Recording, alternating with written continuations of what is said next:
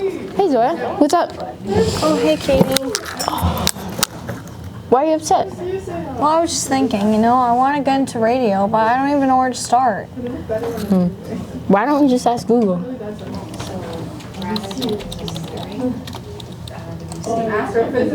Why don't we just go to a radio station? But Katie, which station? Why don't we just go to a nearby one? Hey, here's one. It's called Niche Radio. Doesn't seem to be that far. Maybe we could go there. Seems like they're located on Georgina Island. Huh. Doesn't the land acknowledgement say that the Chippewas of Georgina Island are our closest partner in education? Yeah, you're right. That makes us even better. Let's go ask Miss Montanari if we can go. Oh, Morgan, that's great. Oh, they'll be so excited. That's great. December 19th? Okay, we'll be there. Thanks so much. See you then. Bye. Good news. We're going.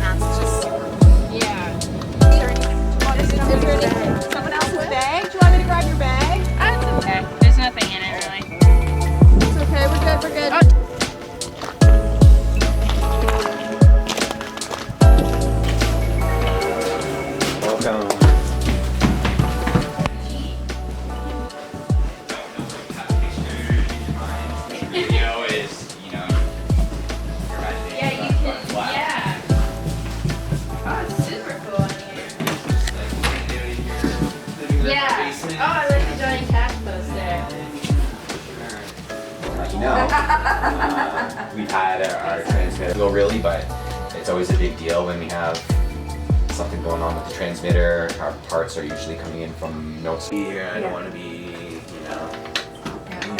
against anybody, whether it's ladies or anything like that, right? We're pretty.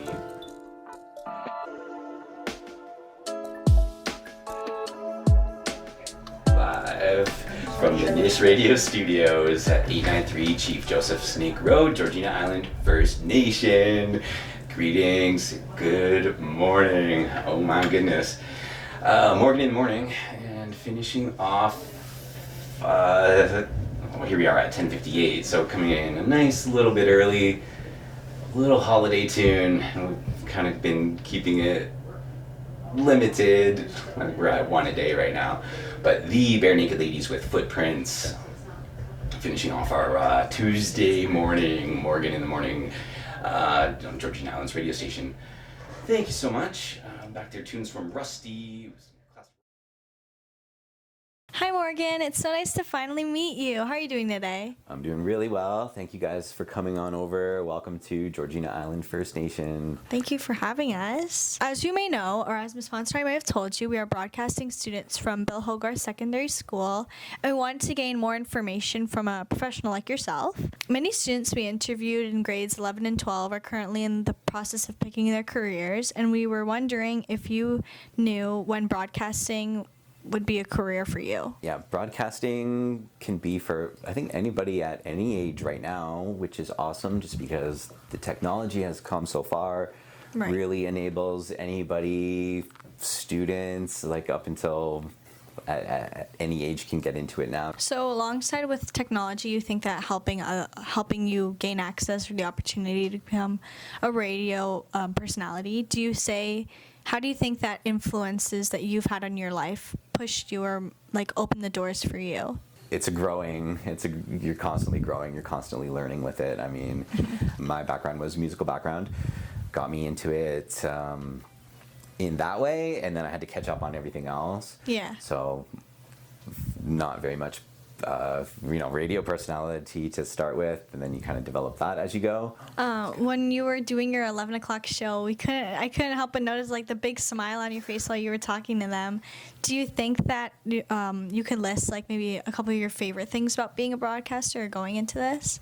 They say that the listeners can tell if you're smiling or not. Yeah. You hear it in your voice. I'm always like super happy to be here because again, this is a dream job. I don't know what I would be doing if I wasn't doing this. So we were talking about before we started our interview how you would, like, the days that you weren't able to come in, you kind of felt like the pressure, like you like guilty about not being able to show up.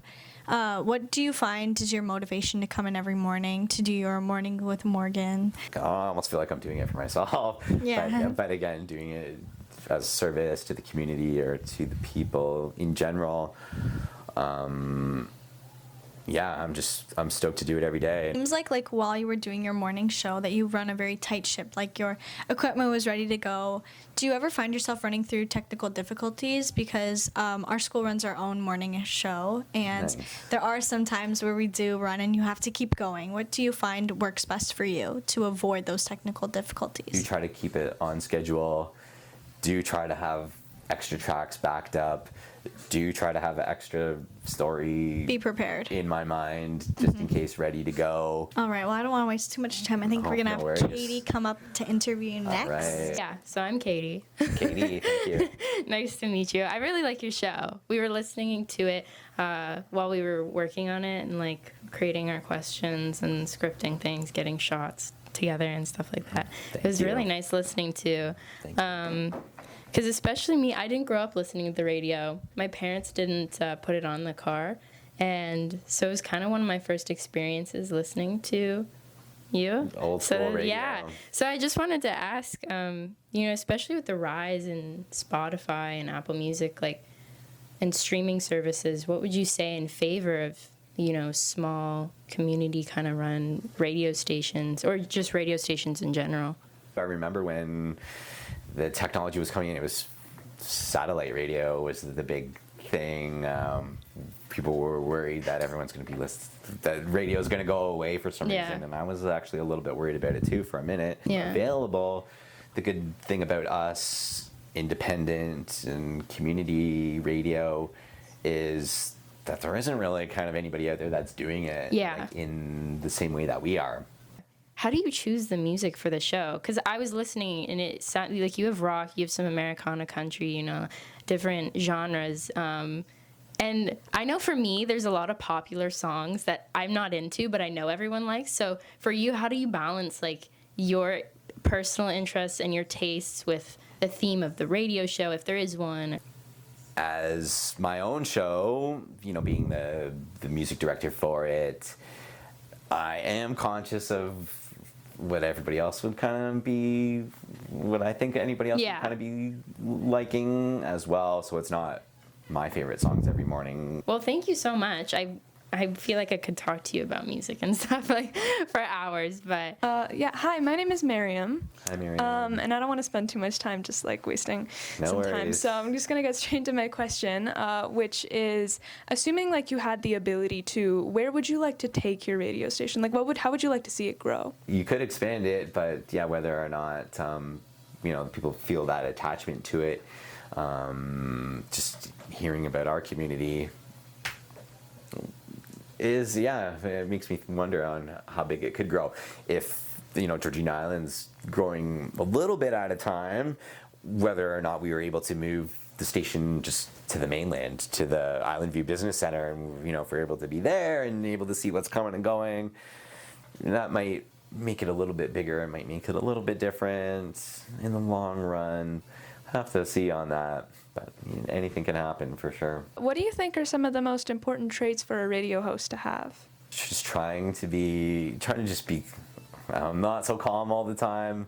I do get that anxious and anxiety, and trying to just not let that shine through too hard or anything like that. But yeah, I think patience and talking is good, but I think listening is pretty important part of radio too. So could you explain the setup of your radio station? Yeah, our radio station setup here, pretty simple. I'm gonna guess compared to the other radio stations or to any other one that I've visited, pretty simple setup. We've got the on-air computer, everything's kind of going through that. We use open source radio program, it's just called Radio DJ, and we've moved on to that one, and it works really well for us. It uses MySQL kind of database thing that you can upload your files to, then you import them into there, 15,000 song library or something along those lines right now. And everything's all in there. You're able to genre, subcategorize everything from voice tracks to all your music, everything like that. You could just put it on full autopilot and it would pick everything you needed, and you wouldn't have to do anything, but you can set rotations and stuff like that. So you could run for weeks on end without any people necessary, but I do like to be a little bit more hands-on with it. I'm usually picking my tracks at least the morning of. I'll pre-plan my show in advance. And yeah, on the air computer, on the air mixer here, we're using pretty standard 2-track, 8-track mixing board. It is a digital one, so that's awesome. We're using a one mic, the SM7B classic microphone for broadcasting. You can't go wrong with that, and everything to there. Transmitters just in the other room, out to the tower and out to the people. And then we do have our stream set up, just going into the behind there. And yeah, that's just doing the encoder out to the people, and we can kind of monitor the stream and stuff like that. What is like your daily routine as like a broadcaster, and like what does your pre-production look like each day? Yeah, daily routine. Yeah, I'm usually waking up and I'm just check the world news in general, just to make sure there's nothing like crazy drastic going on, because if there was, then that would affect my day. If not, then it's normal community news as is. Our community calendars usually all pretty planned out, so I'm reading from that. I'm checking the Government of Canada, the weather, Environment Canada weather for my weather window reports. Just getting a line on that, checking that constantly. I'll check 511 just for any like emergency kind of traffic concerns, just to make sure like Highway 48's not closed down or anything like that. Try to get the local traffic, although I'm not talking about that all the time. I just want to check to make sure to know that everything's normal out there. And then set. Try to pick 100 or so songs for the show, but again, I'll usually go through. I'll make adjustments on that throughout the times, just to go with the flow. But just in case I can't, I'll be covered. And then just check my news, check my weather, try to pick my songs, and then other than that, just go with the flow. And in case something else comes up or the phone rings, or just try to be ready for anything. Okay. Well, thank you for having us. Thank you, guys. Thank you. Appreciate it. Thank you, Morgan. Awesome. What did you think of going into this project? I honestly was kind of hesitant. I was like, I'm not even that interested in this, and I don't think broadcasting is something I do.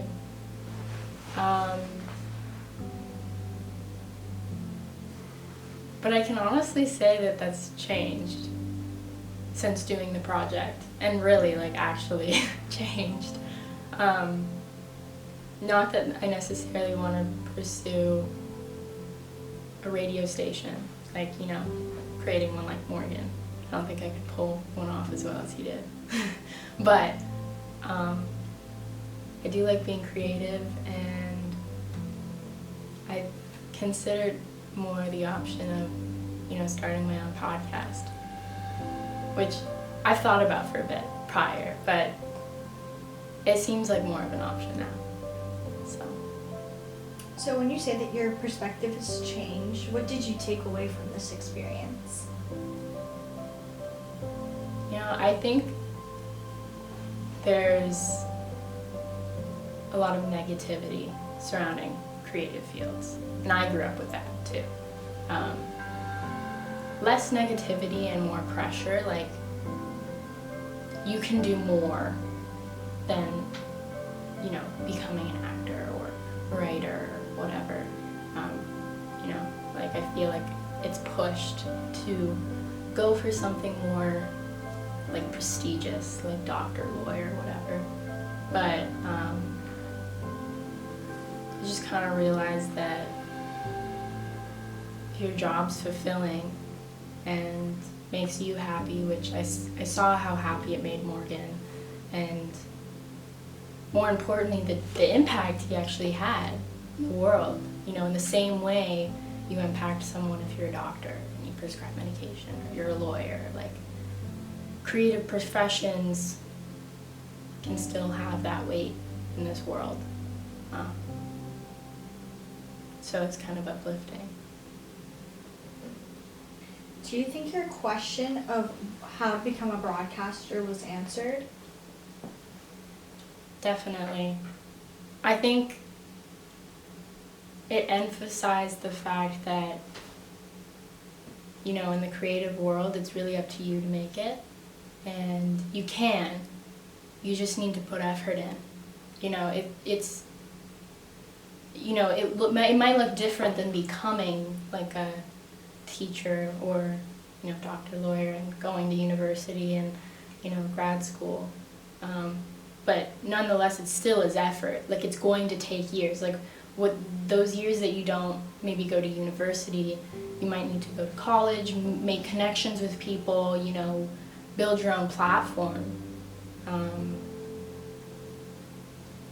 So, yeah, it's definitely been answered, and I feel more confident in myself and my abilities to pursue maybe a more creative career down the line. What did you think of going into this project?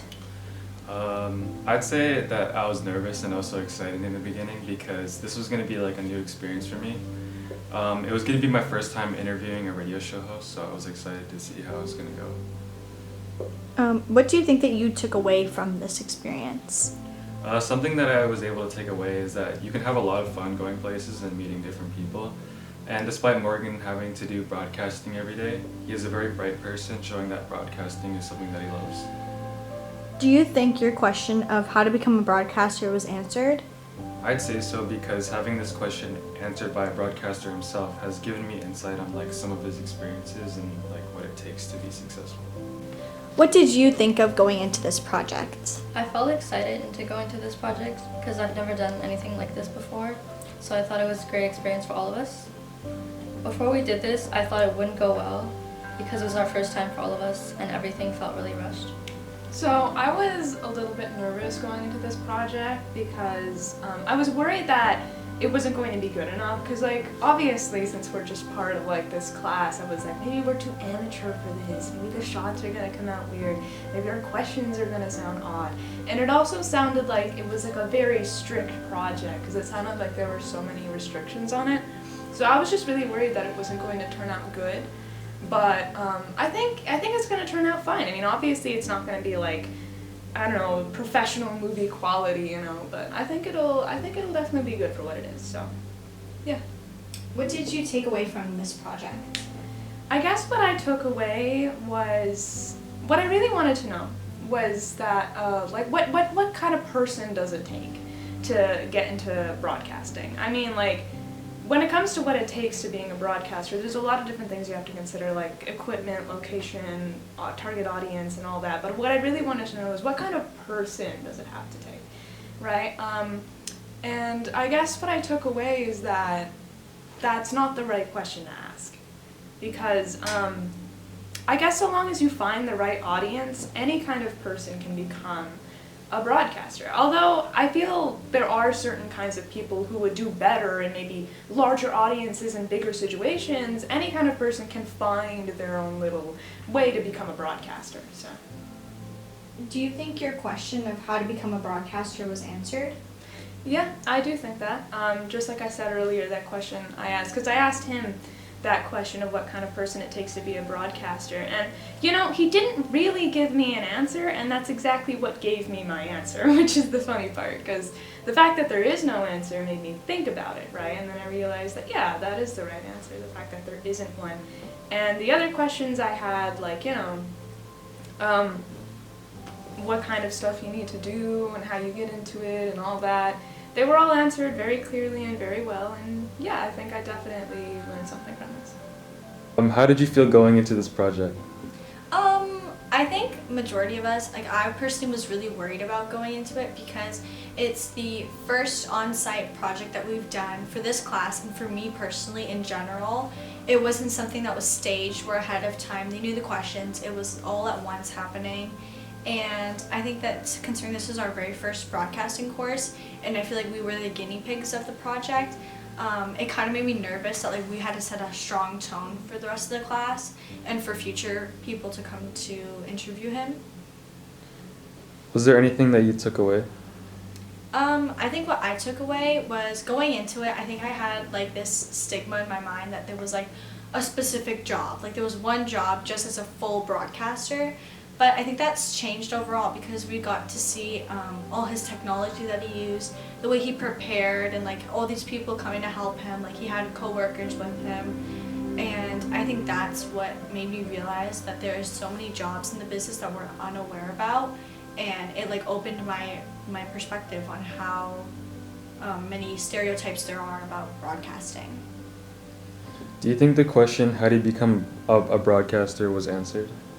I think he answered it in a way that made sense to me, where it was like one specific path. That was just his way on how he got there. But I think like I said in the second question, like there are so many different pathways it takes to become a broadcaster, and there are so many different ways to become it. Like there's not one specific, like you have to go to this school, you have to do this after, and then you have to graduate from it. Like it's very, there's multiple different pathways to get there, which I personally found really interesting.